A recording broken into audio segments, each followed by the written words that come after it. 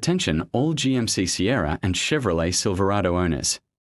A major safety recall has just been issued by the NHTSA regarding a critical software glitch in the transfer case. This affects 2024 models and requires immediate attention to prevent vehicle immobilization. The problem lies within the transfer case control module. A software error can send incorrect signals to the actuator, causing the shift fork to become jammed. Mechanically, this disconnects the torque flow from the engine to the axles, essentially shifting your truck into a forced neutral state without warning. This is a high-risk situation. If your vehicle shifts to neutral while driving, you will lose all power, increasing the risk of an accident or leaving you stranded in dangerous conditions.